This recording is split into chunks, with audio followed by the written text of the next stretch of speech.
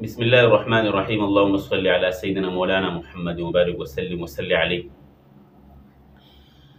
شعبہ حفظ سے متعلق کچھ چیزیں ہیں جو ضروری ہیں۔ سب سے پہلے نمبر پر سبق مطالعہ دینا، پھر اس سبق کو سننا، پھر ساتھ ساتھ سبقی کا سننا، پھر منزل کا سننا۔ بس یہ پورے دن کی ہماری روٹین ہوتی ہے۔ یہاں جو ہم بات کریں گے وہ سبقی سننے سے متعلق ہماری بات ہوگی، وہ ترتیب جس کو ہم لے کر چلیں اور اس پر کام کریں جس سے ہمیں زیادہ فائدہ ہو۔ انشاءاللہ میری کوشش ہوگی ایسی ترتیب آپ کو میں بتاتا چلوں۔ جیسے ہی بچے سبق سے فارغ ہو، آپ ان کو 10 سے 15 منٹ دیں کہ آپ اپنی سبق کی ایک نظر دیکھ لیں۔ جیسے ہی وہ بچے اپنی سبق کی ایک نظر دیکھیں گے تو آپ کے پاس آ جائیں گے۔ اب آپ نے بچوں کی منزل کو دیکھ کر، یعنی کہ ان کے سبق کی پارے کو دیکھ کر کہ جو قریب قریب ہوں یا ایک ہی پارے میں ہوں، آپ نے ان کی سبقی کی جوڑی لگا دینی ہے۔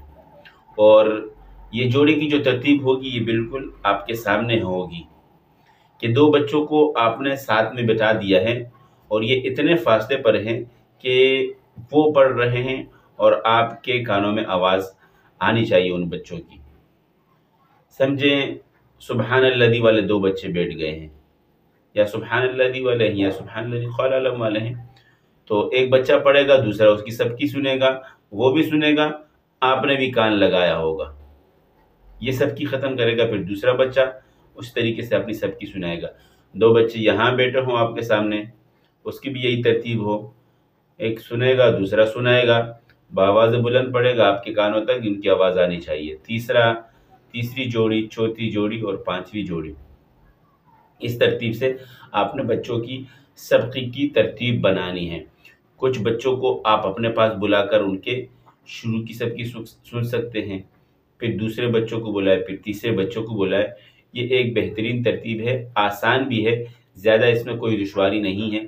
بس جو پوائنٹ کی بات ہے وہ یہ ہے کہ بچوں کے آپ نے پارے دیکھنے ہیں، قریب قریب والوں پاروں کی جوڑی لگانی ہے اور اتنے فاصلے پر بٹھانا ہے کہ ان بچوں کے پڑھنے کی آواز آپ کے کانوں تک پہنچ سکے۔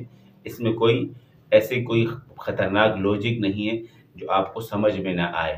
بس یہ دو باتیں تھی، آپ اس پر کام کریں۔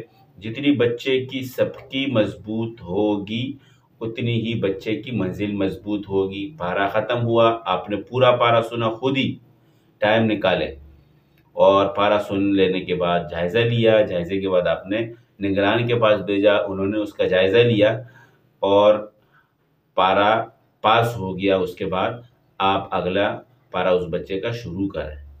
امید کرتا ہوں ویڈیو پسند آئی ہوگی۔